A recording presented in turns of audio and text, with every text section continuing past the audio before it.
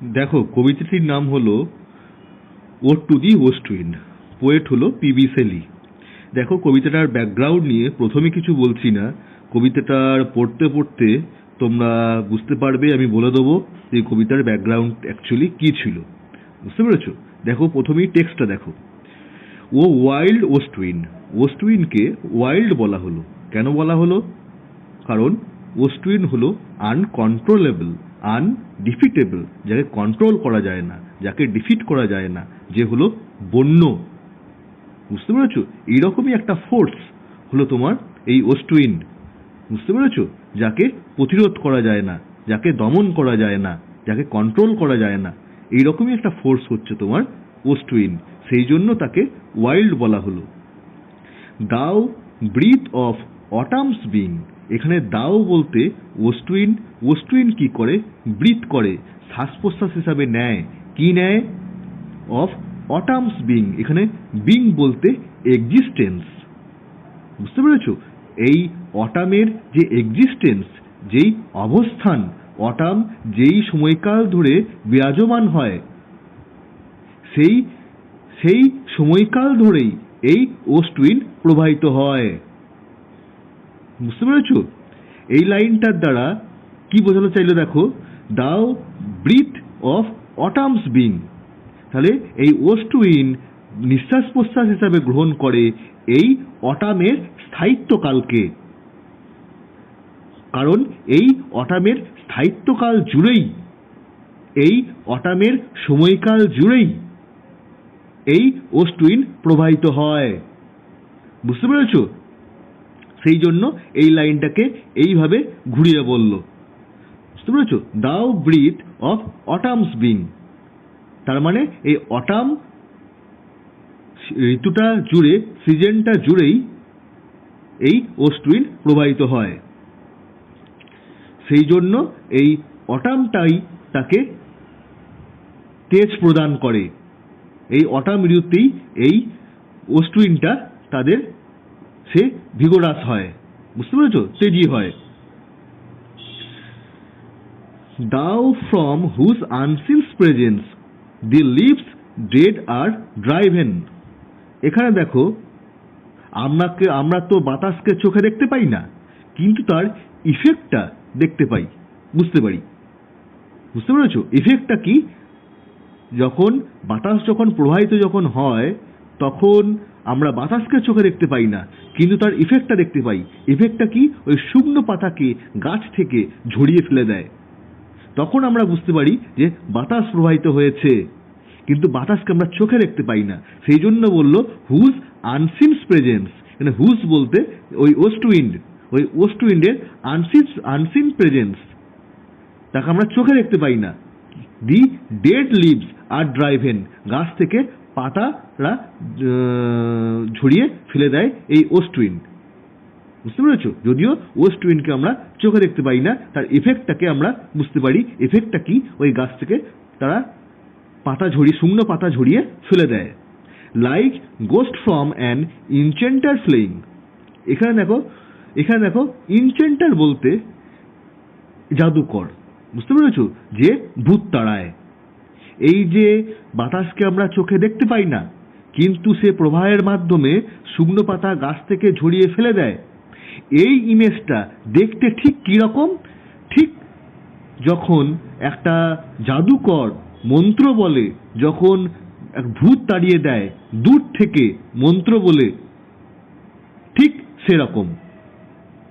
বুঝতে পেরেছো? যেরকম আমরা মন্ত্রকেও চোখে দেখতে পাই না, কিন্তু মন্ত্র বলে কি ইফেক্ট হলো সেটা আমরা রিয়েলাইজ করতে পারি। বুঝতে পেরেছো? ঠিক এই অর্থ এখানে বোঝাতে চাইল। আমরা মন্ত্রকেও চোখে দেখতে পাই না, কিন্তু মন্ত্র বলে, মন্ত্রের দ্বারা কি ইফেক্ট আলটিমেটলি হলো। কারণ যে মন্ত্র বলে সে তো দূরে থাকে, কিন্তু মন্ত্রর ইফেক্টটা অনেক দূরে গিয়ে কার্যকলাপ হয়, ভূত তাড়িয়ে দেয়।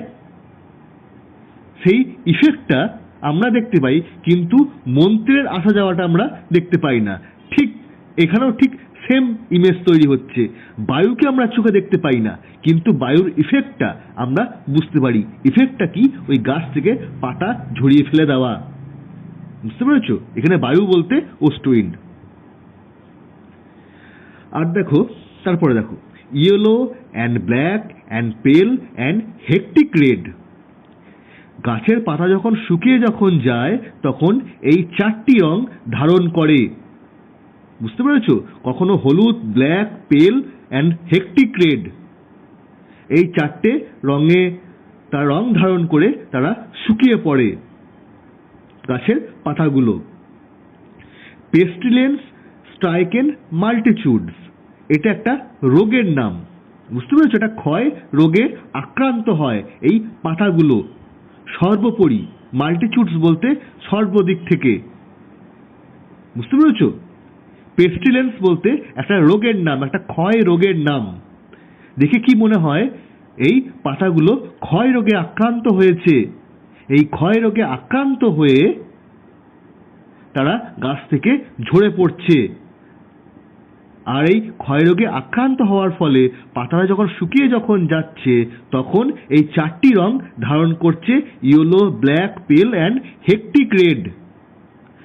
বুঝতে পেরেছো? এটা কবি ডাইরেক্টলি এই অর্থ প্রকাশ করছে, কিন্তু এর পেছনে একটা ইনডাইরেক্টলি, ইমপ্লিসিটলি একটা অর্থ আছে, একটা ব্যাখ্যা আছে। এখানে দেখো, এই চারটি রং বলছে, এই চারটি রং বলতে গোটা ওয়ার্ল্ডকে রিপ্রেজেন্ট করে, গোটা বিশ্বকে রিপ্রেজেন্ট করে। কিভাবে? দেখো, ইয়েলো বলতে আমরা বোঝানো হয় মঙ্গোলয়েডদেরকে, আর মঙ্গোলয়েড মানে হচ্ছে তোমার এশিয়ান মহাদেশ। এই ইয়েলো কালারটা রিপ্রেজেন্ট করে, ইয়েলো কালারটা রিপ্রেজেন্ট করে মঙ্গোলয়েড। মঙ্গোলয়েড বলতে এশিয়ান মহাদেশকে বোঝানো হয়। ব্ল্যাক কালারটা রিপ্রেজেন্ট করে নিগ্রয়েডদেরকে, নিগ্রয়েড যারা হচ্ছে তোমার আফ্রিকা মহাদেশকে এটা রিপ্রেজেন্ট করে ব্ল্যাক কালারটা। পেল কালারটা ককেশনকে রিপ্রেজেন্ট করে, ককেশন বলতে ইউরোপ মহাদেশ।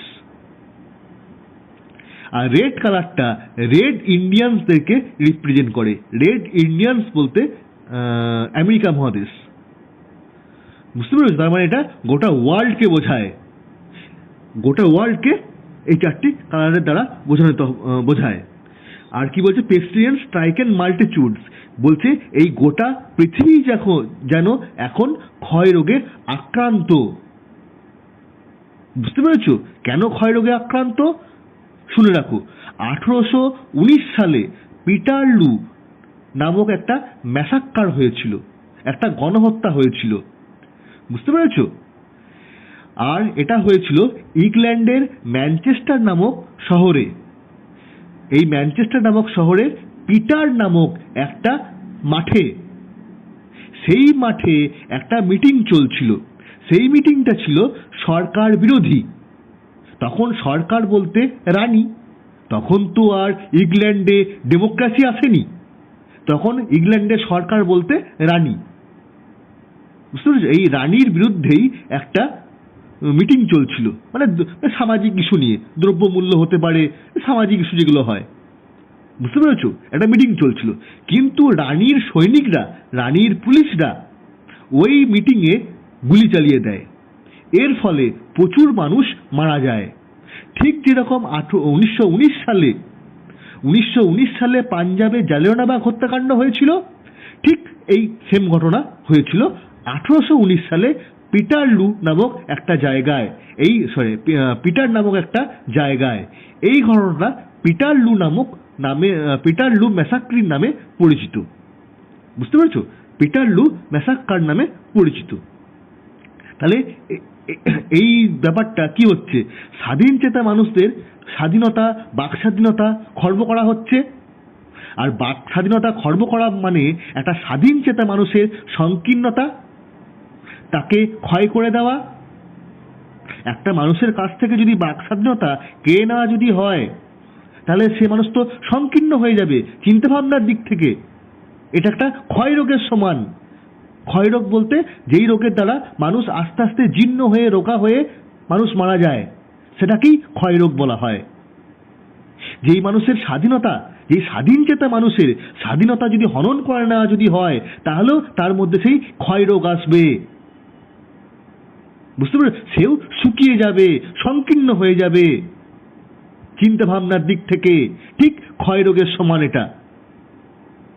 সেই জন্য বলল, গোটা পৃথিবী জুড়ে এই ক্ষয়রোগে আক্রান্ত স্বাধীন চেতা মানুষদেরকে যেন স্বাধীনতা খর্ব করা হচ্ছে। ঠিক এই রেফারেন্সটা টেনে আনার জন্যই, মানে ইমপ্লিসিটলি, পরোক্ষভাবে এই পিটারলু ম্যাসাকার নামক এই রেফারেন্সটা টেনে আনার জন্যই এই পেস্টিলেন্স কথাটা, এই রোগের কথাটা বলা হলো। আর ইমপ্লিসিটলি, পরোক্ষভাবে এই এই চারটে কালারকেও বোঝানো হলো, ইয়েলো, ব্ল্যাক, পেল, হেক্টিক রেড। বুঝতে পেরেছো? এটা গোটা ওয়ার্ল্ডকে রিপ্রেজেন্ট করে। এই অর্থটা কিন্তু ইমপ্লিসিটলি। ডাইরেক্টলি কি? ডাইরেক্টলি এটা পাতাকে বোঝানো হলো, পাতা শুকিয়ে যাওয়া পাতাকে বোঝানো হলো, তাদের রোগকে বোঝানো হলো, কিন্তু পরোক্ষভাবে অন্য ব্যাখ্যা করা হলো। বুঝতে পেরেছো? এটা মনে রেখো, খুবই ইম্পর্টেন্ট জায়গা। হু চ্যারিয়টেস টু দেয়ার ডার্ক উইন্টারি বেড। এখানে দাও হচ্ছে তোমার ওয়েস্টউইন্ড, হু হচ্ছে তোমার অবশ্যই ওয়েস্টউইন্ড, চ্যারিয়টেস হচ্ছে তোমার ড্রাইভ। মানে ওয়েস্টউইন্ড কি করে, যে পাতাগুলোকে ঝরিয়ে ফেলে দেয়, গাছ থেকে পাতাগুলোকে ঝরিয়ে ফেলে দেয় সেই গাছের নিচে, সেই গাছের নিচটা হচ্ছে উইন্টারি বেড বলা হয়। বুঝতে পেরেছো? কারণ গাছের নিচটা হয় ঠান্ডা, শীতল, সেই জন্য এই বেডটাকে বলা হচ্ছে উইন্টারি বেড। গাছের নিচটাকে, গাছের নিচে পাতাগুলো সঞ্চিত হয় গাছ থেকে পড়ে যাওয়ার পর।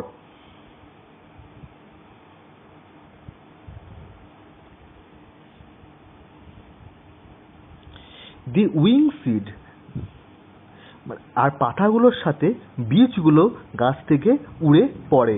আর যখন তারা যখন হাওয়ার মাধ্যমে ভেসে যখন পড়ে, তখন যেন মনে যেন হয় যে পাতাদের যেন পাখনা আছে, তারা এমনভাবে গাছ থেকে পড়ে। বুঝতে পেরেছো? মনে যেন তাদের এই বীজগুলো যেন পাখনা আছে। হোয়ার দে লাই কোল্ড অ্যান্ড লো, এই বীজগুলো কি হয়, এই মাটি, এই যে গাছের নিচটা কি বললাম, এই উইন্টারি বেড, এই গাছের নিচে তারা ঠান্ডা শীতল অবস্থাতে এই নিচে তারা থাকে। কারণ বুঝতে পেরেছো? এবার কারণ গাছের নিচটা হচ্ছে তোমার ঠান্ডা। Each like a corpse within its grave, আর বীজগুলোকে যেন মনে হয় তারা যেন একটা মৃতদেহ, তারা মৃতদেহর মতো, আর সেই মৃতদেহ যেন তারা কবরে অবস্থান করছে। একটা মৃতদেহ যখন কবরে অবস্থান করে, সেরকম বীজগুলো তারা কবর, মনে হচ্ছে যেন তারা যখন উইন্টারি বেডে যখন গাছের নিচে যখন পড়ছে বীজগুলো, তখন যেন মনে হচ্ছে তারা যেন তাদের কবরে গিয়ে যেন পড়ছে। বুঝতে পেরেছো? এখানে সিডসকে একটা মৃতদেহের সাথে তুলনা করা হলো, মানে বীজদেরকে একটা মৃতদেহের সাথে তুলনা করা হলো, আর সেই বীজগুলো যেন মনে হচ্ছে তারা তাদের সমাধিতে গিয়ে পড়ছে, যেরকম একটা মৃতদেহ সমাধিতে থাকে।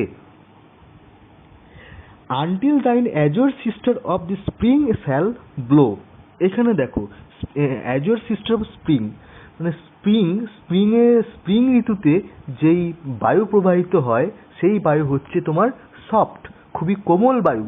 এই কোমল বায়ু হচ্ছে তোমার ওয়েস্ট উইন্ডের বোন।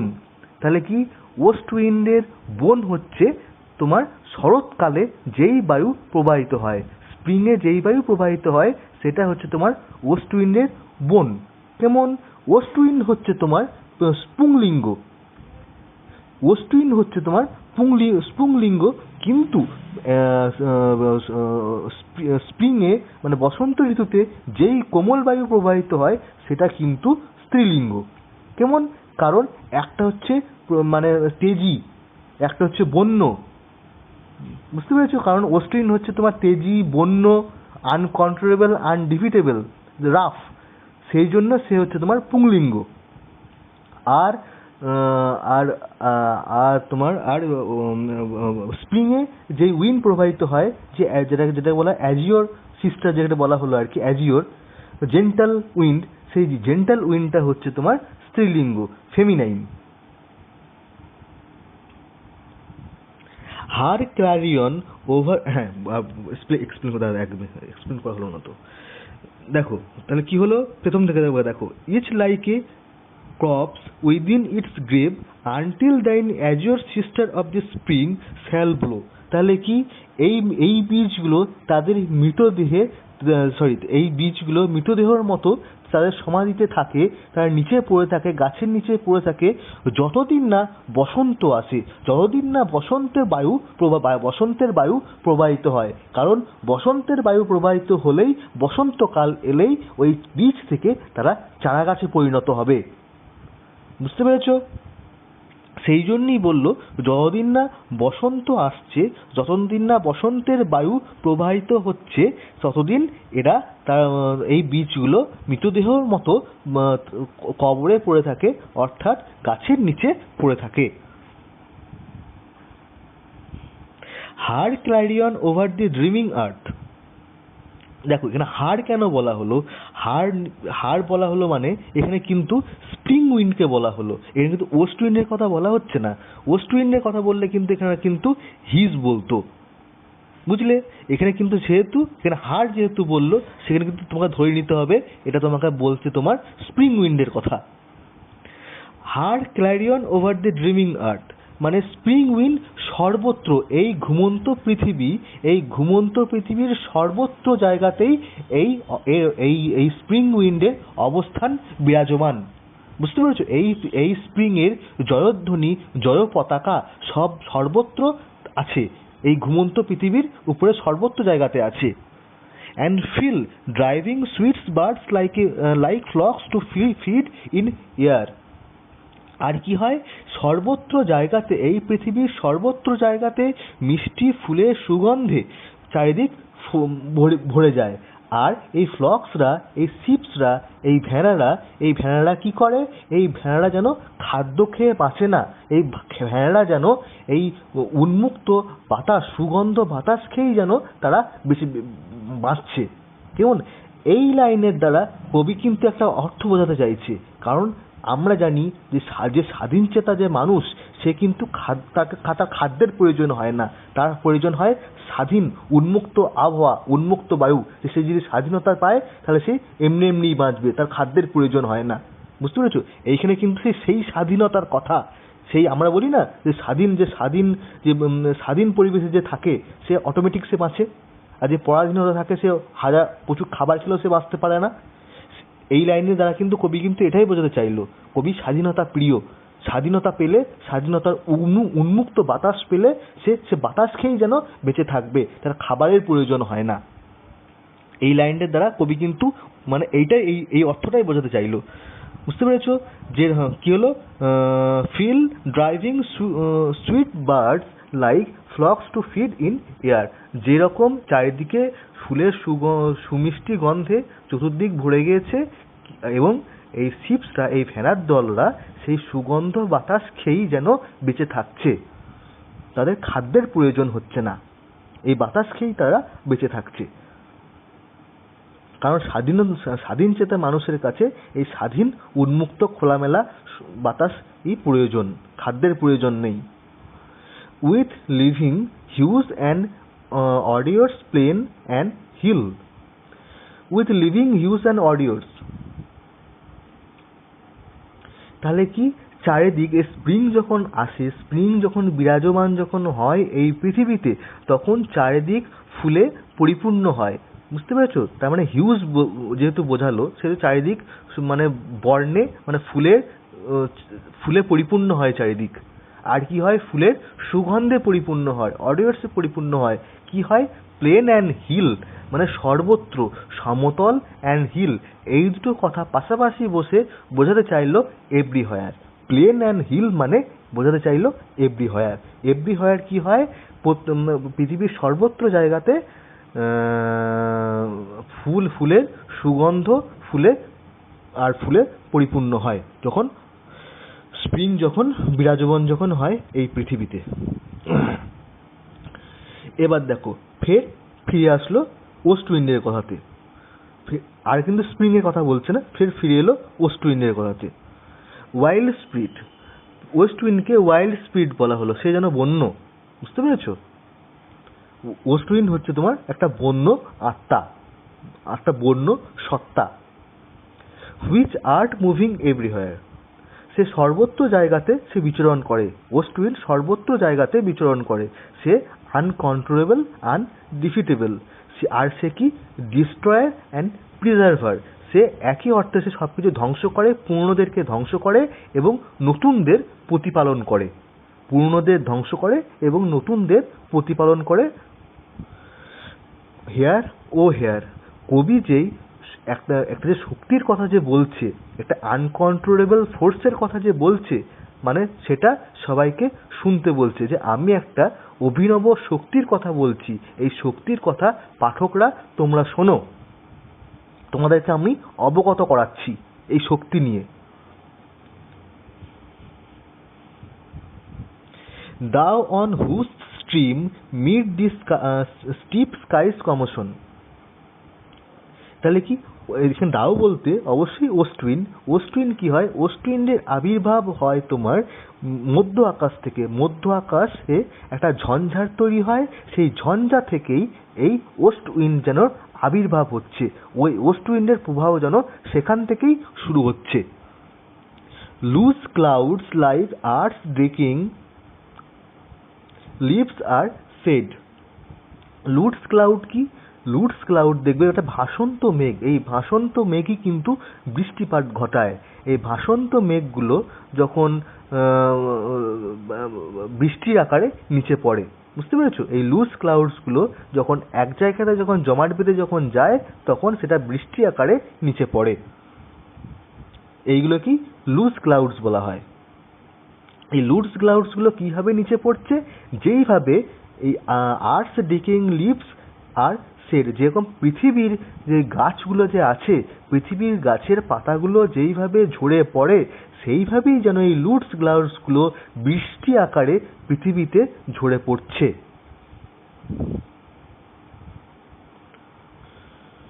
Shook from tangled boughs of heaven and ocean,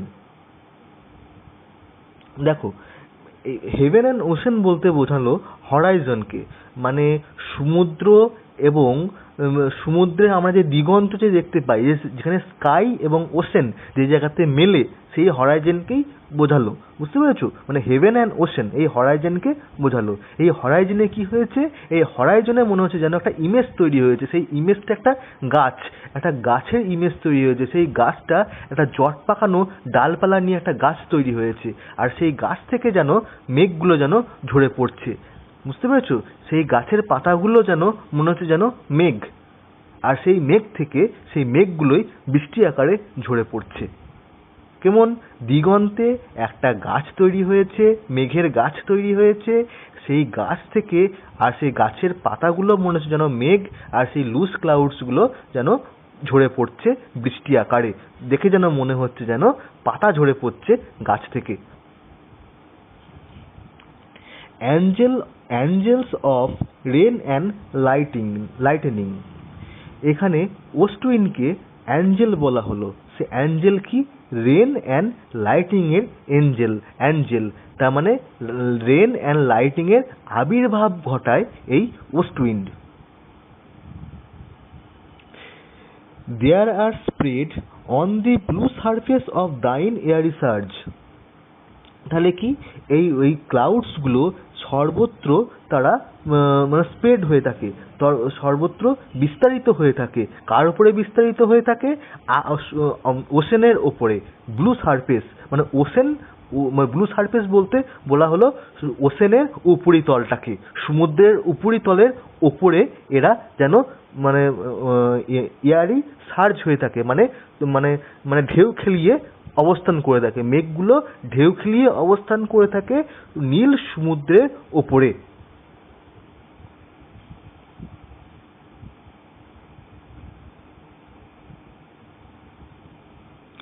Like the bright hair afflicted from the head of some fierce Maenad, তাহলে দেখো তাহলে কিরকম, আর সেই মেঘগুলোকে দেখে কেমন মনে হয়, যেন যে মনে হয় যেন মিনাড, যেরকম মানে মিনাড হচ্ছে তোমার একটা মানে নেশাগ্রস্ত একটা মহিলা, বুঝতে পেরেছো? নেশাগ্রস্ত মহিলা, সেই নেশাগ্রস্ত মহিলা যেরকম যখন নাচে, নৃত্য যখন করে, তার চুলগুলো যেরকম এগড়ো খেগড়ো ভাবে উড়ে থাকা যেরকম থাকে, সেই রকমই তার চুলগুলোর মতনই মনে হচ্ছে যেন মেঘগুলো এরকম অবস্থান করে আছে।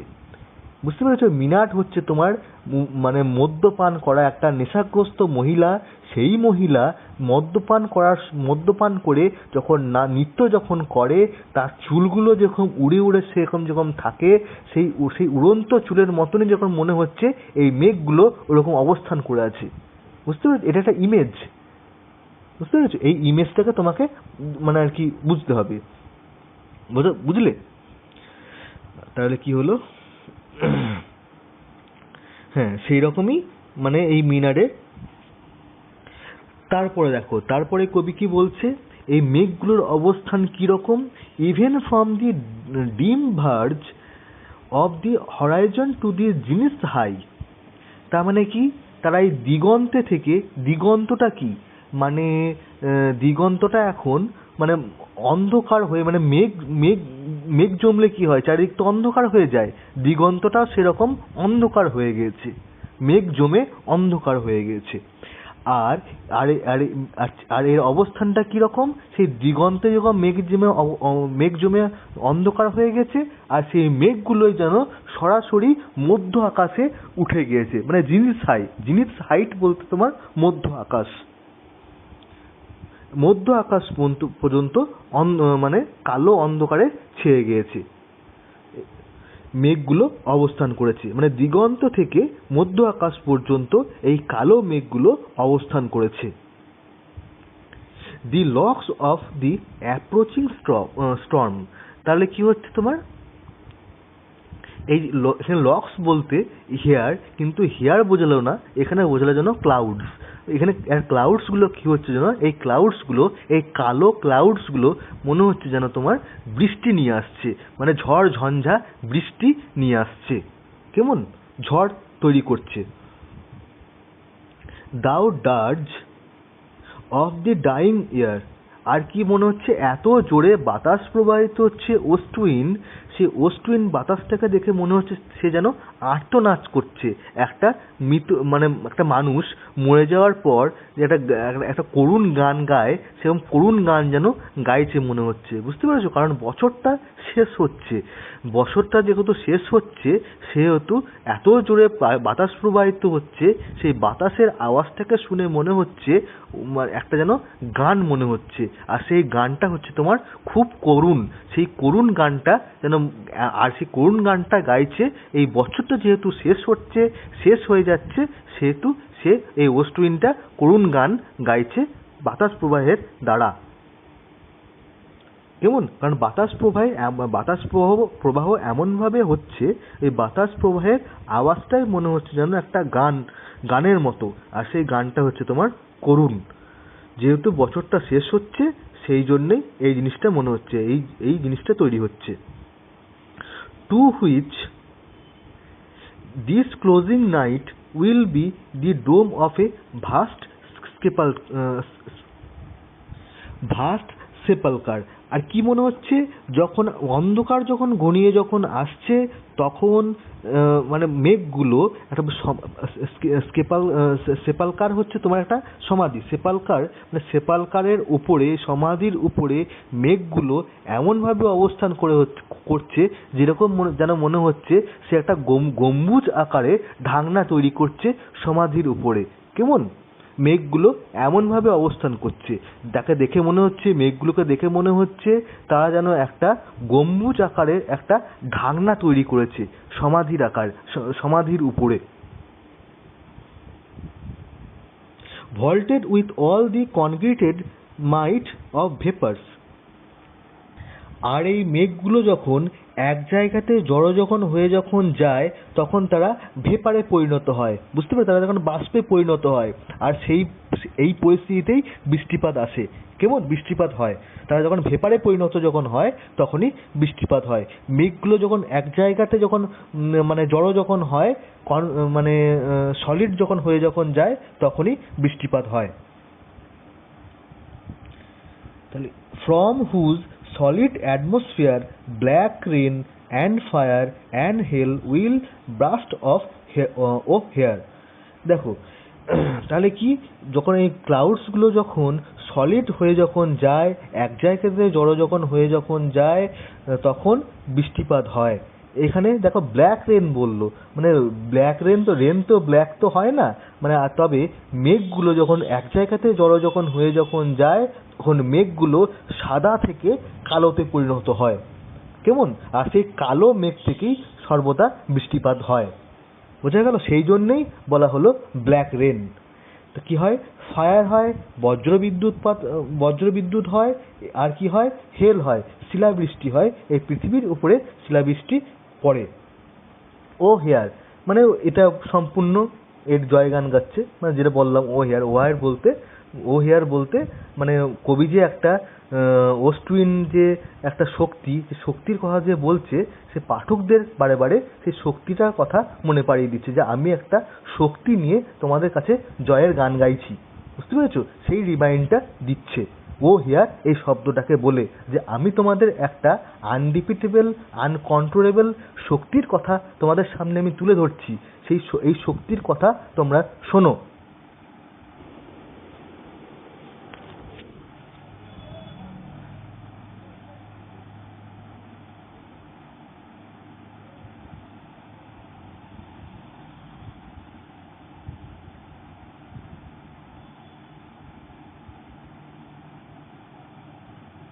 এবার দেখো থার্ড কান্টটা দেখো, thou who didst awaken from his summer dreams. এখানে দাও হচ্ছে ওস্টুইন কি হয়? ওস্টুইন গ্রীষ্মকালে মানে ঘুম থেকে জেগে ওঠে। গ্রীষ্মকালে ঘুম থেকে জেগে ওঠে মানে ওস্টউইন্ড। দি ব্লু মেডিটেরিয়ান, কোথায় ঘুমিয়ে থাকে ওস্টউইন্ড? নীল ভূমধ্য সাগরে ঘুমিয়ে থাকে ওস্টউইন্ড, আর গ্রীষ্মকালে ওস্টউইন্ড সে তার ঘুম থেকে জেগে ওঠে।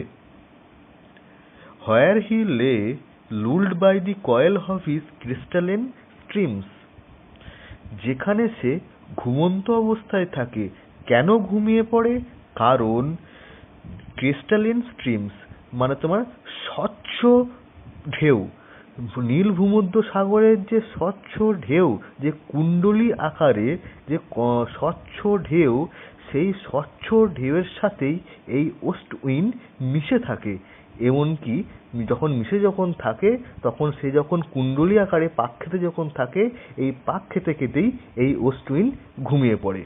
ফের একবার শোনো, where he lay lulled by his coil of his crystalline streams, এই যে কুণ্ডলী আকারে ভূমধ্য সাগরের ঢেউগুলো পাক খেতে থাকে, ভূমধ্য সাগরের স্বচ্ছ ঢেউগুলো কুণ্ডলী আকারে পাক খেতে থাকে, আর তার সাথেই এই ঢেউয়ের সাথেই ওয়েস্ট উইন্ডও পাক খেতে থাকে। এই ওয়েস্ট উইন্ডও মিশে থাকে, আর এই পাক খেতে যখন থাকে, তখন ওয়েস্ট উইন্ড ঘুমিয়ে পড়ে এই ভূমধ্য সাগরের মধ্যেই।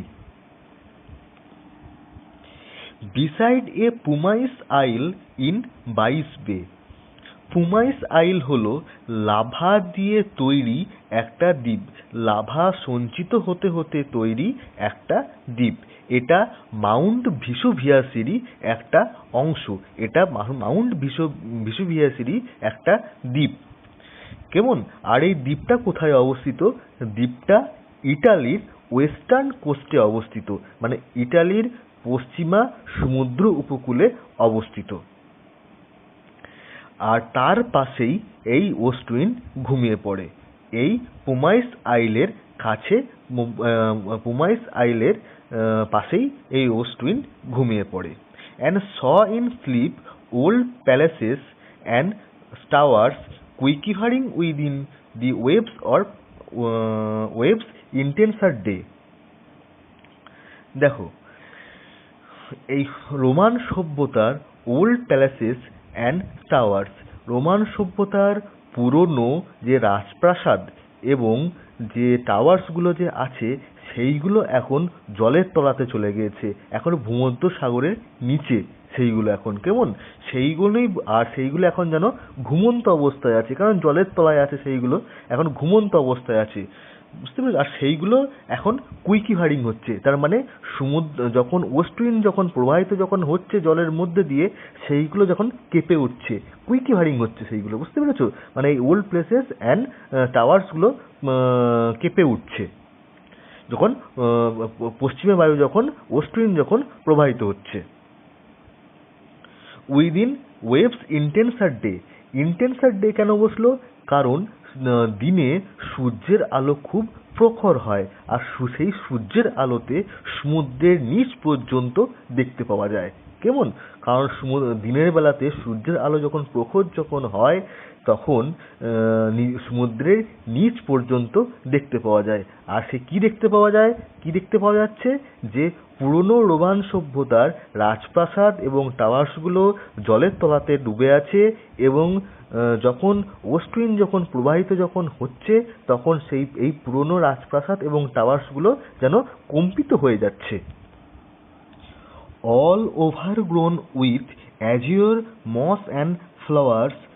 দেখো, আর এই যে ওল্ড প্লেসেস অ্যান্ড টাওয়ার্স, এর ওপরে কি হয়েছে? এর ওপরে নীল শ্যাওলা এবং ফুল জন্মেছে, কারণ অনেক দিন ধরে সেইগুলো তো জলের নিচেতে তো ডুবে আছে, আর তার উপরে কি হয়েছে? শ্যাওলা জমে গিয়েছে। কেমন? শ্যাওলাতে যেন একটা আস্তরণ তৈরি করে দিয়েছে, মানে ওভারগ্রোন, মানে একটা কভার তৈরি করেছে, একটা আস্তরণ তৈরি করে দিয়েছে। কার ওপরে? Old palaces and towers. So sweet the sense faints picturing them. মানে এত সুন্দর দৃশ্য সেটা দেখতে লাগছে, যেন এখানে যেন এই পিকচারটা, মানে এই ইমেজটা এত সুন্দর তৈরি হয়েছে যেন এই ইমেজটাকে দেখলেই কেউ যেন মুছে যাবে। বুঝতে পেরেছো? মানে কেউ যদি দেখে এরকম একটা সুন্দর একটা দৃশ্য, সেই দৃশ্যটা দেখলেই সে যেন মানে আর কি জ্ঞান হারাবে, এত সুন্দর একটা দৃশ্য। Thou for whose the path of Atlantic's level powers cleave themselves into chasms. দেখো, যখন এখানে দাও বলতে ওয়েস্ট উইন্ড যখন প্রবাহিত যখন হয় তখন আটলান্টিক মহাসাগরের ঢেউগুলো দুই পাশে সরে যায়, দুই পাশে সরে গিয়ে ওয়েস্ট উইন্ডকে যেন প্রবাহিত হতে দেয়। কেমন? আর এই লাইনের দ্বারা এটাই বলতে চাইছে যে আটলান্টিকের ঢেউগুলো ওয়েস্ট উইন্ডকে সম্মান জানাচ্ছে। ওয়েস্ট উইন্ড যখন আটলান্টিক মহাসাগরের যখন প্রবাহিত যখন হয় তখন তারা একেবারে দুই পাশ দিয়ে সরে যায়, ঢেউগুলো দুপাশ দিয়ে সরে যায়, দিয়ে একটা গ্যাপ, ফাঁকা জায়গা তৈরি করে দেয়। সেই ফাঁকা জায়গার মধ্য দিয়ে ওয়েস্ট উইন্ড প্রবাহিত হয়ে যায়। আর এটা করছে যেন মনে হচ্ছে যেন আটলান্টিক মহাসাগরের ঢেউগুলো যেন ওয়েস্ট উইন্ডকে যেন সম্মান জানাচ্ছে, সম্মান জানিয়ে ঢেউগুলো দুই পাশে সরে যাচ্ছে, আর মধ্যেখান দিয়ে ওয়েস্ট উইন্ড প্রবাহিত হয়ে যাচ্ছে। While far below the sea blooms and the ogee woods which were sapless foliage of the ocean. দেখো, এখানে হচ্ছে তোমার সি ব্লুমস হচ্ছে তোমার সমুদ্রের নিচে যেসব ফুলগুলো জন্মায়, সমুদ্রের জলের নিচে যেই ফুলগুলো জন্মায়। ওজি উডস মানে সমুদ্রের নিচে যে গাছগুলো জন্মায়, সেই গাছগুলো কি? স্যাপলেস ফলিয়েজ। স্যাপলেস ফলিয়েজ মানে সেইগুলো যেন হয় সেরকম শাঁসালো রসালো যুক্ত সেই গাছগুলো হয় না। কারণ কেন? কারণ শাঁসালো রসালো যুক্ত হয় না, কারণ সেইগুলো তো আর রোদ পায় না, সূর্যের আলো পায় না, এমনকি পৃথিবীর মাটিও পায় না। সেই জন্য সেইগুলো হয়, সেই গাছগুলো হয় একটা দুর্বল প্রকৃতির গাছ হয়। কেমন? সেইগুলো হয় মানে নীরস, মানে শাঁসালো রসালো হীন। Know thy voice and suddenly grow grey with fear and tremble and despoil themselves, O hair. দেখো, তাহলে কি হলো? নো দাই ভয়েস মানে যখন এইসব গাছপালাগুলো জলের নিচে গাছপালাগুলো ফুলগুলো যখন জানতে যখন পারে যে ওয়েস্ট উইন্ড প্রবাহিত হচ্ছে, ওয়েস্ট উইন্ড প্রবাহিত হয়ে তাদের দিকে আসছে, তখন তারা কি করে? Suddenly grow grey with fair. তারা তাড়াতাড়ি যেন একেবারে ভয়ে যেন মানে রোগা হয়ে যায় আর কি, মানে ধূসর হয়ে যায়। বুঝতে পেরেছো? ভয়ে যেন কুঁচকে যায় সব, একেবারে ভয়ে যেন একেবারে কেঁপে ওঠে, ট্রিম্বল হয়ে ওঠে তারা, বুঝতে পেরেছো? আর দে স্পয়েল দেমসেলভস, এবং তাদের পাতাগুলো যেন তারা অটোমেটিক ঝরিয়ে দেয়, বুঝতে পেরেছো? মানে তারা যখন পারে এই গাছগুলো যে তাদের কাছে ওয়েস্ট উইন্ড প্রবাহিত হচ্ছে, তাদের ওপর দিয়ে প্রবাহিত হবে, তখন তারা ভয়ে কাঁচুমাচু হয়ে নিজের একেবারে কাঁপতে শুরু করে ভয়ে। আর ভয়ে কি হয়, তাদের পাতাগুলো যেন তারা আগে থেকেই সরিয়ে দেয়, ঝরিয়ে দেয় নিজেদের গাছ থেকে, নিজেদের কাণ্ড থেকে আগে থেকেই তারা পাতাগুলোকে সরিয়ে দেয়, মানে ঝেড়ে ফেলে বা ঝরিয়ে দেয়। ও হেয়ার, আর ও হেয়ার মানে তুমি বারে বারে তো বলছি, ও হেয়ার বলছে মানে কবি পাঠকদেরকে বলছে, যে পাঠকদেরকে রিমাইন্ড দিচ্ছে, বারে বারে বলছে যে আমি একটা শক্তির কথা, একটা ফোর্সের কথা তোমাদেরকে বলছি, তোমরা শোনো।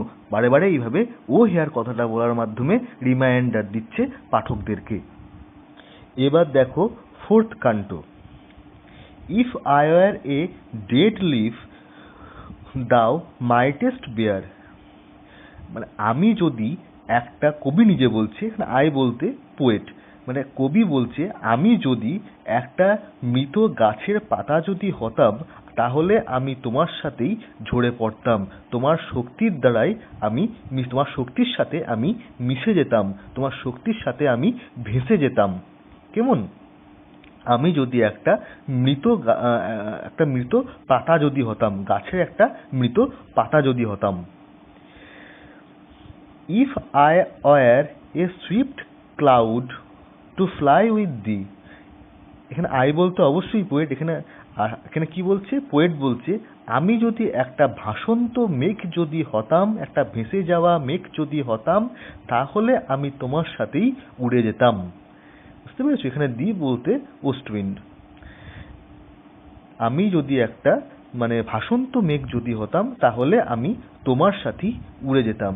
এ wave to pant beneath thy power, মানে তোমার শক্তির দ্বারা, তোমার ক্ষমতার কাছে যারা, মানে তোমার ক্ষমতার আওতায় যারা পড়ে, তোমার ক্ষমতার দ্বারা যারা নিয়ন্ত্রিত, তারা যেন সবাই হাঁপিয়ে ওঠে, কারণ তোমার মতো কেউ তো শক্তিশালী নয়।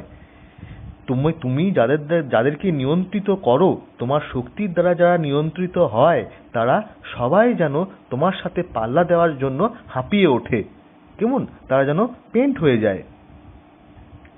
and share the impulse of the strength। এমন কি হচ্ছে, কবি বলছে তোমার যে শক্তি, সেটা তুমি আমার সাথে ভাগ করো, আমাকে দাও।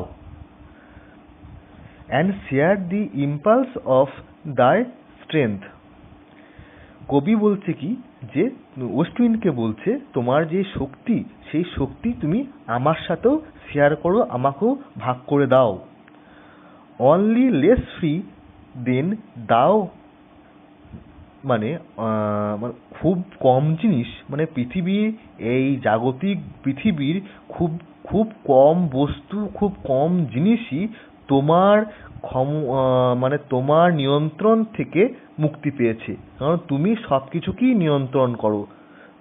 তোমার প্রভাব থেকে পৃথিবীর কোনো কিছুই যেন মুক্তি পায় না, তুমি সবকিছুকেই যেন নিয়ন্ত্রিত করছো, এই পৃথিবীর, এই জাগতিক পৃথিবীর সবকিছুই। কেমন? ও আনকন্ট্রোলেবল, তোমাকে কেউই কন্ট্রোল করতে পারে না, তুমি সবাইকে কন্ট্রোল করো, বুঝতে পেরেছো? If even I were as in my boyhood and could be the comrade of thy wanderings over heaven। দেখো কবি কি বলছে, যখন আমি আমার মানে বালক অবস্থাতে ছিলাম, তখন আমি এই যে তুমি তোমার সঙ্গে যারা, তুমি যে এই যে হেভেনে মানে আকাশে যেসব তোমার সঙ্গীগুলোকে উড়িয়ে নিয়ে যাও, যেও কার সঙ্গী, মেঘকে ওয়েস্ট উইন্ড উড়িয়ে নিয়ে যায়, এই কমরেড বলতে এই ওয়েস্ট উইন্ডকে বোঝানো হলো, এই ক্লাউডসকে বোঝানো হলো, এই লিভসকে বোঝানো হলো এই কমরেড। কেমন? এই কমরেড কার কমরেড? এটা হচ্ছে ওয়েস্ট উইন্ডের কমরেড কারা?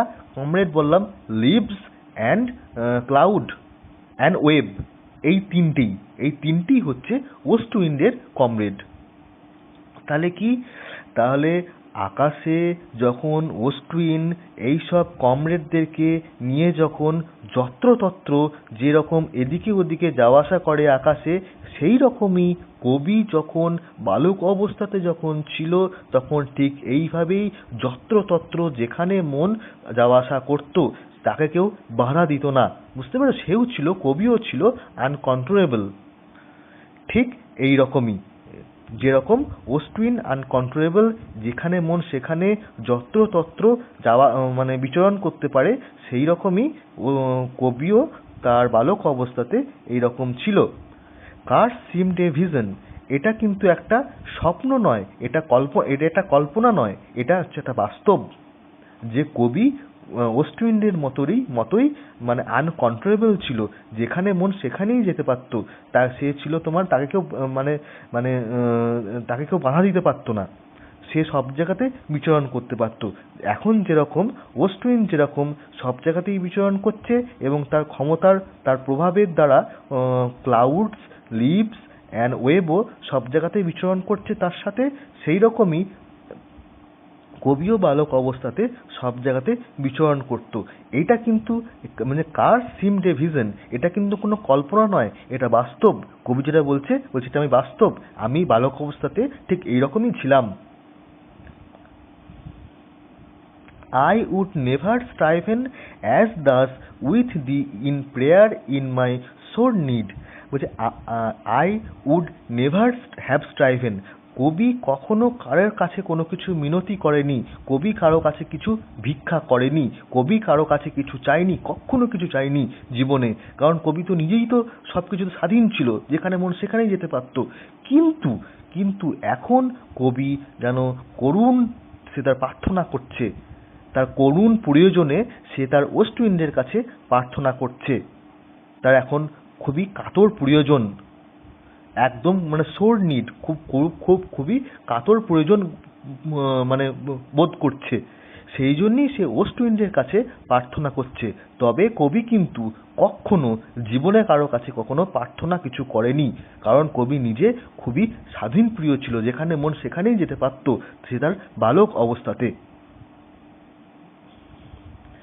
Oh lift me as a wave, a leaf and a cloud. কবি কি বলছে? কবি বলছে আমাকে, অশ্বিনকে বলছে আমাকে তুমি একটা ওয়েভের মতো, একটা লিফের মতো এবং একটা ক্লাউডের মতো তুমি আমাকে ভাসিয়ে নিয়ে যাও। I fall upon the thorns of life. আমি আমার জীবনটা যেন কাঁটার মধ্যে পড়ে আছি, আমি যেন মানে রক্তাক্ত অবস্থায় আছি, আমি এই পার্থিব জগতে এত দুঃখ কষ্টের মধ্যে যেন আছি, যেন মনে হচ্ছে আমার জীবনটা একটা কাঁটার মধ্যে পড়ে আছে। আই ব্লিড, আমি যেন রক্তাক্ত হয়ে যাচ্ছি প্রতিনিয়ত। এই সমাজ এখন আমাকে যেন, আমার স্বাধীনতাগুলোকে যেন আঁকড়ে ধরছে, এই পৃথিবী আমাকে রক্তাক্ত করে দিচ্ছে, আমি যেন কাঁটার মধ্যে পড়ে আছি, আমি যেন রক্তাক্ত হচ্ছি। তুমি আমাকে মুক্তি দাও, তুমি আমাকে একটা ওয়েভের মতো, একটা লিফের মতো, একটা ক্লাউডের মতো ভাসিয়ে নিয়ে যাও। A heavy weight of hours has chained and bowered one too like thee, tameless and swift and a proud. দেখো, a heavy weight of hours has chained and bowered, তার মানে কি? মানে হেভি ওয়েট অফ আওয়ার্স মানে কি? মানে জীবনে যখন দুঃখ কষ্ট যখন আসে, তখন প্রত্যেকটা মুহূর্তই যেন তার কাছে যেন বোঝা মনে হয়। বুঝতে পেরেছো? মানে জীবনে দুঃখ কষ্ট যখন যে জর্জরিত হয়, তখন তার জীবনের প্রত্যেকটা মুহূর্তই তার কাছে বোঝা মনে হয়। সেই রকম একটা জীবন কবিকে চেন করে দিয়েছে, মানে শিকল দিয়ে যেন বেঁধে দিচ্ছে। অ্যান্ড বাউড কি করছে? যেন আনত করে দিচ্ছে, মানে মানে মানে ঝুঁকিয়ে দিচ্ছে নিজেকে। ওয়ান টু লাইক দি, একজন, মানে ওয়ান বলতে এখানে কবি নিজে, কবি এখানে ওয়ান বলতে কবি নিজে। কবি কিরকম? কবি হচ্ছে তোমার অশ্বিনের মতনই একজন, এখানে দি বলতে অশ্বিন, কবি হচ্ছে একটা অশ্বিনের মতনই।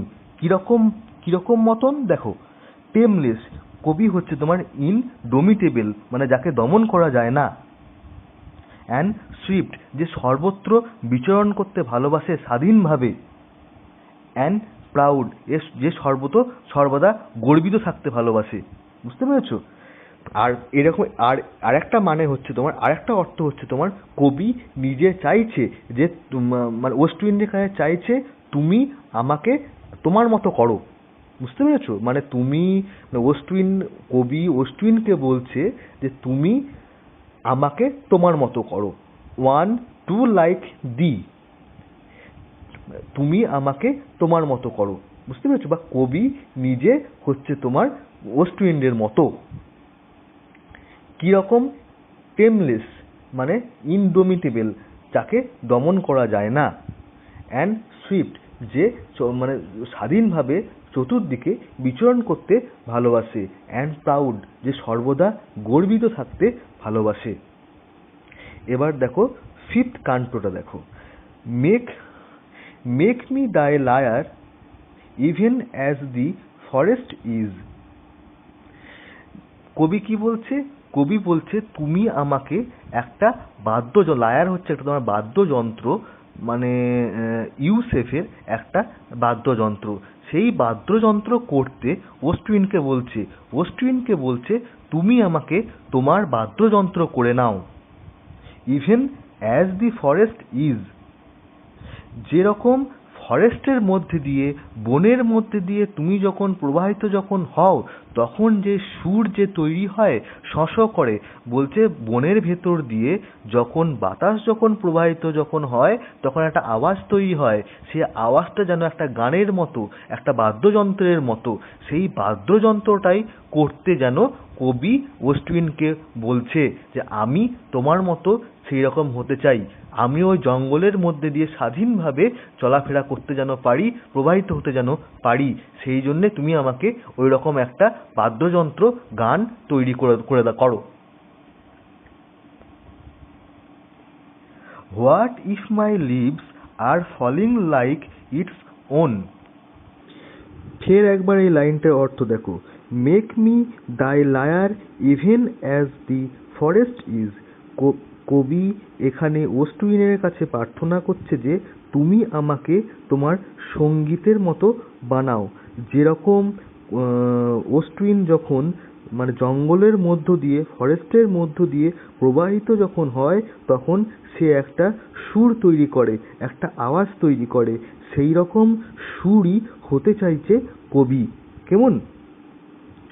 What if my leaves are falling like its own. এখানে মাই লিভস বলতে কবির, পোয়েটের ইমাজিনেটিভ থটস, কবির যে চিন্তাভাবনা, যে কাল্পনিক চিন্তাভাবনা, এই কাল্পনিক চিন্তাভাবনাগুলো ওয়েস্ট উইন্ডের কাছে প্রার্থনা করছে যে তুমি যেই রকম গাছ থেকে শুকানো পাতাগুলো যেরকম ফেলে যেরকম দাও, সেই রকম আমার এই কাল্পনিক চিন্তাভাবনাগুলোও পৃথিবীর মানুষের কাছে ছড়িয়ে দাও। বুঝতে পেরেছো? মানে তুমি যেরকম গাছ থেকে শুকনো পাতাগুলো মাটিতে ছড়িয়ে যেরকম দাও, পৃথিবীতে ছড়িয়ে যেরকম দাও, সেই রকম আমার এই কাল্পনিক চিন্তাভাবনাগুলোও এই পৃথিবীতে ছড়িয়ে দাও, পৃথিবীর মানুষের মধ্যে বিলিয়ে দাও। The tumult of thy mighty harmonies will take from both a deep. এখানে both বলতে বোঝালো যে দুটোকে বোঝালো, কবির যে গান, কবির যে এটাকে, এই কবি যে একটা প্রার্থনা করছে, তো এটা একটা কবির অন্তরস্থল থেকে একটা মানে একটা প্রার্থনা, একটা গানের মতো। আর জঙ্গলের মধ্য দিয়ে যেটা প্রবাহিত হচ্ছে, যেই হাওয়াটা ওয়েস্ট উইন্ড যে প্রবাহিত হচ্ছে, সে একটা সুর তৈরি করছে, আর কবির এই প্রার্থনাটাও একটা সুরের মতো। এই দুটো জিনিস যেন হারমোনিয়াস হচ্ছে, একসাথে মিশে যাচ্ছে, একসাথে মিশে গিয়ে একটা উচ্চ সঙ্গীত তৈরি হচ্ছে। কবির অন্তঃস্থল থেকে এই প্রার্থনাগুলো এখন যেটা করছে ওয়েস্ট উইন্ডের কাছে, সেটা একটা সুরের মতো। আর ওয়েস্ট উইন্ড যে জঙ্গলের মধ্য দিয়ে যে প্রবাহিত হচ্ছে, সেটা যে একটা সুর তৈরি করছে, আর এই সুর দুটো একসাথে মিশে যাচ্ছে, কবির প্রার্থনার সুরটা আর জঙ্গলের মধ্য দিয়ে প্রবাহিত ওয়েস্ট উইন্ডের আওয়াজটা। এই দুটো একসাথে মিশে গিয়ে হারমোনিয়াস হচ্ছে, একটা সুন্দর গান তৈরি হচ্ছে, উচ্চ স্বরে একটা গান তৈরি হচ্ছে। অটামের টোন, এটাই হচ্ছে অটামের মানে শরৎকালীন গান, শরৎকালীন সঙ্গীত।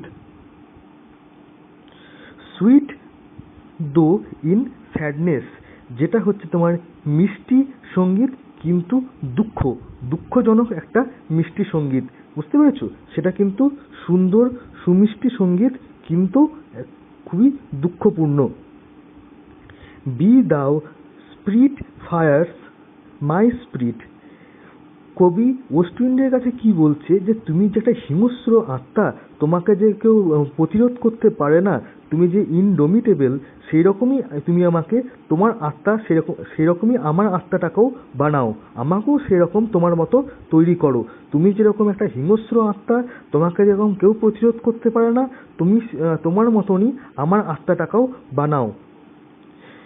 বি দাও মি ইম্পেচুয়াস ওয়ান, তোমার বলছে, কবি এখানে বলছে যে আমি তোমার মতো আমাকে তুমি বানাও, দুইজন যেন একসাথে ইম্পেচুয়াস ওয়ান হয়ে যায়, দুইজন মিশে যেন একটা শক্তিতে পরিণত হয়, সেই শক্তিটা যেন ইনডোমিটেবল, কেউ যেন দমন করতে যেন পারবে না, বুঝতে পেরেছো? ইম্পেচুয়াস ওয়ান মানে হচ্ছে তোমার ইনডোমিটেবল, যেই শক্তিটাকে কেউ দমন করতে পারবে না, সেরকম একটা শক্তিতে পরিণত হতে চাইছে দুইজন মিলে, বুঝতে পেরেছো? ওয়েস্টউইন্ড এবং কবি মিলে সেরকম একটা শক্তিতে পরিণত হতে চাইছে।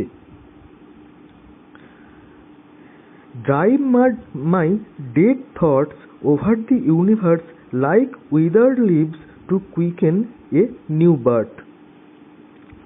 ড্রাইভ মাই ডেড থটস, এখানে ডেড থটস বলতে কবির যে চিন্তাভাবনা, এই চিন্তাভাবনাগুলো একটা ডেড থটসের মতো, যেরকম গাছের শুষ্ক পাতাগুলো সেগুলো যেরকম ডেড, আর কবির এই প্রার্থনাগুলোও ডেড, কিন্তু ওই পাতাগুলো যেরকম মাটিতে পড়ে গিয়ে, গাছের পাতাগুলো মাটিতে পড়ে গিয়ে নতুন গাছের সৃষ্টি করে, কবিরও এই ডেড থটসগুলো পৃথিবীর মধ্যে যখন বিলিয়ে যখন যাবে, এই ডেড থটস থেকেই একটা নতুন চিন্তাভাবনা তৈরি হবে, নতুন জেনারেশনের তৈরি হবে, বুঝতে পেরেছো? কবি এই বক্তব্যগুলো, কবি এই চিন্তাভাবনাগুলো বলছে এগুলো এখন ডেড থটস। ওই গাছের পাতাগুলো যেরকম ডেড থাকে, শুষ্ক পাতা, সেইগুলো যেরকম ওয়েস্টউইন্ড মানে গাছ থেকে ফেলে দিয়ে পৃথিবীর ওপর ফেলে, মানে মাটির ওপরে ফেলে, সেই রকমই কবির চিন্তাভাবনাগুলো এখন ডেড থটস, কিন্তু এই ডেড থটসগুলোই একটা নতুন জেনারেশনের আবির্ভাব ঘটাবে, যেই রকম শুষ্ক পাতাগুলো একটা নতুন গাছের তৈরি করে, শুষ্ক গাছের সাথেই তো বীজগুলো থাকে না, সেই বীজগুলো মাটিতে যখন পড়ে তখন একটা নতুন গাছের সৃষ্টি হয়, তখন আর এই কবির ডেড থটসগুলো যখন পৃথিবীর মানুষের মধ্যে যখন বিলিয়ে যখন যাবে, তখন একটা নতুন প্রজন্মের তৈরি হবে।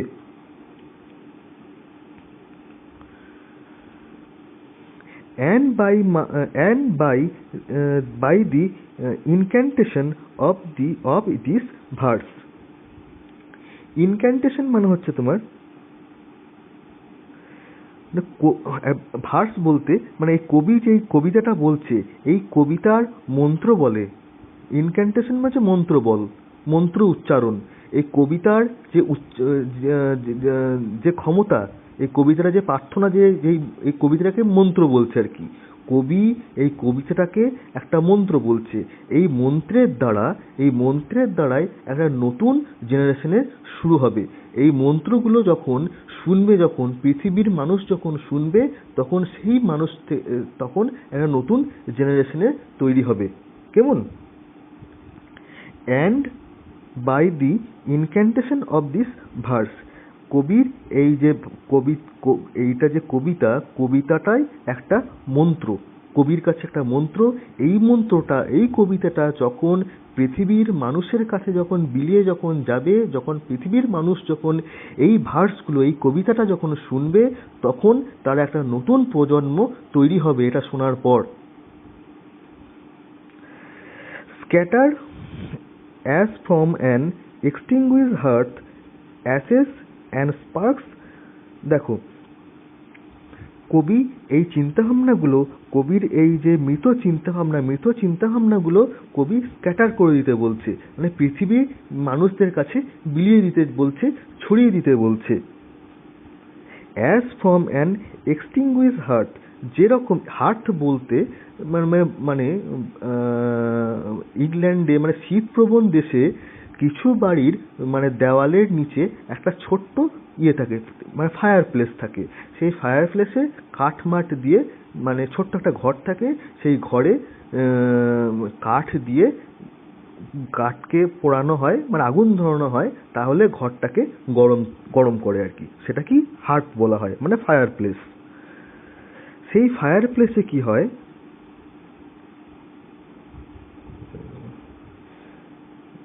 হ্যাঁ সেই ফায়ার প্লেসে যখন মানে এই ফায়ার প্লেস এখন লিভে আছে, মানে এখন এই মানুষের চিন্তাভাবনা এখন মানে এই পৃথিবীতে মানুষ এখন চিন্তাভাবনা করছে না, মানুষ এখন মৃত, অ্যাসেস মানে ছায়ের মতো মানুষ এখন মৃত হয়ে আছে। কিন্তু এই মৃত মানুষ থেকেই একটা নতুন স্পার্ক করে, সেখানে স্পার্ক বলতে নিউ জেনারেশন, নিউ বর্ন, বুঝতে পেরেছো? এখন পৃথিবীটা এখন সবাই মৃত, কবির কাছে এখন সবাই মৃত, এই পৃথিবীতে কেউ আর বেঁচে নেই, মানে চিন্তা ভাবনার দিক থেকে সবাই মৃত, কারণ এই পৃথিবীতে কেউ স্বাধীন চেতা মানুষের কম, মানে স্বাধীন চেতা মানুষের কণ্ঠরোধ করা হয়। সেই জন্যেই কবি বলল এই পৃথিবী এখন মৃত, আর এই মৃত পৃথিবী থেকেই একটা নতুন প্রজন্মের সৃষ্টি হবে, বুঝতে পেরেছো? মানে অ্যাসেস বলতে বোঝানো হলো যে মৃত পৃথিবীটা এখন মৃত, কিন্তু এই ছাই থেকেই একটা স্পার্ক তৈরি হবে, মানে নিউ জেনারেশন তৈরি হবে। মাই ওয়ার্ডস অ্যামং ম্যানকাইন্ড, মাই ওয়ার্ডস বলতে এই যে কবি যে বক্তব্যগুলো বলছে, কবি যে কবিতার মাধ্যমে যে বক্তব্যগুলো বলছে, এটাই কবি মাই ওয়ার্ডস বলছে। এই কবির এই বক্তব্যগুলো যখন এই ম্যানকাইন্ডের কাছে, পৃথিবীর মানুষের কাছে যখন পৌঁছাবে, বি থ্রো মাই লিপস, এখানে মাই লিপস বলতো কবির এই মানে বক্তব্যগুলো বলছে, আর কবিতার মাধ্যমে কবির এই বক্তব্যগুলো বলছে। টু আনঅ্যাওকেন আর্ট, এই পৃথিবী এখন ঘুমিয়ে আছে, এই পৃথিবী এখন মৃত। এই আনঅ্যাওকেন আর্থের উপর যখন যখন কবির এই বক্তব্যগুলো যখন পৌঁছাবে, তখন এই পৃথিবী একটা নতুন পৃথিবীতে তৈরি হবে, নতুন প্রজন্ম তৈরি হবে। দি ট্রাম্পেট অফ এ প্রফেসি, কবি একটা প্রফেসির কথা বলছে, একটা ভবিষ্যৎবাণীর কথা বলছে। কি ভবিষ্যৎবাণী? O wind, if winter comes can spring be far behind, মানে যদি এই পৃথিবীতে কখনো উইন্টার যদি আসে, তাহলে অবশ্যই স্প্রিং আসবে, বুঝতে পারলে? এটাই স্বাভাবিক, মানে জীবনে কখনো যদি দুঃখ যদি আসে, তাহলে ধরে নিতে হবে যে জীবনে সুখ অবশ্যই আসবে, কারণ একটা আসলে অবশ্যই তার পরবর্তীটা আসবে। কেমন? এই লাইনটার মানে হচ্ছে এটাই, মানে স্প্রিং মানে উইন্টার যদি আসে, তাহলে তোমাকে ধরে নিতে হবে অবশ্যই এরপরে স্প্রিং আসছে। তার মানে জীবনে যদি খারাপ দিন যদি আসে, তাহলে তোমাকে ধরে নিতে হবে জীবনে ভালো দিন অবশ্যই আসবে।